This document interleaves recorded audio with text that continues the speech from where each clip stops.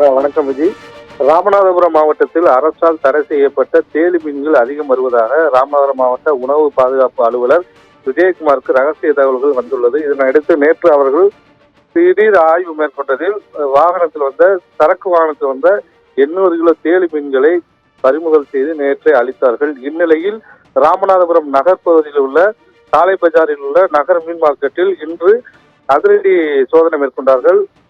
மாவட்ட உணவு பாதுகாப்பு அலுவலர் விஜயகுமார் தலைமையில் தர்மர், லிங்கவேல், ஜெயத்துறை உள்ளிட்ட அதிகாரிகள், அதேபோல் காவல்துறையினர் மற்றும் மீன்வளத்துறை அதிகாரிகள் இணைந்து கூட்டு நடவடிக்கையாக இந்த அதிரடி சோதனையானது நடைபெற்றது. இந்த சோதனையில் டவுன் மீன் மார்க்கெட்டில் நடைபெற்ற சோதனையில் சுமார் 18 கிலோ கெட்டுப்போன மீன்கள் பறிமுதல் செய்யப்பட்டுள்ளது. அதேபோல் ரசாயனம் கலந்த மீன்கள் விற்பனை செய்யப்படுகிறதா, அழுகிய மீன்கள் விற்பனை செய்யப்படுகிறதா என்று தொடர்ச்சியாக சோதனை மேற்கொண்டனர். சோதனையில் இந்த கெட்டுப்போன்ற மீன்கள் மட்டும் பறிமுதல் செய்யப்பட்டு பினாயில் ஊற்றி அளிக்கப்பட்டது. இதனையடுத்து அந்த மீன்களை வைத்திருந்த விற்பனையாளருக்கு அபராதம் விதிக்கப்பட்டது.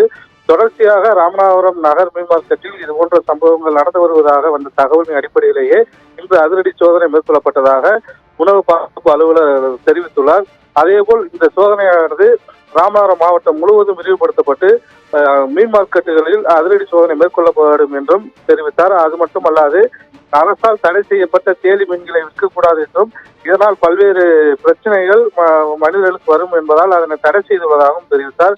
அதேபோல் மீன் மார்க்கெட்டுகளில் அரசு தடை செய்யப்பட்ட மீன்களை விற்கக்கூடாது என்றும், அதேபோல் ரசாயனம் கலந்த மீன்கள் மற்றும் கெட்டுப்போன மீன்கள் வைத்திருந்தால் தொடர்ந்து நடவடிக்கை எடுக்கப்படும் என்ற எச்சரிக்கையும் தற்பொழுது ராமநாதபுரம் மாவட்ட உணவு பாதுகாப்புத்துறை அலுவலர் விஜயகுமார் தெரிவித்துள்ளார்.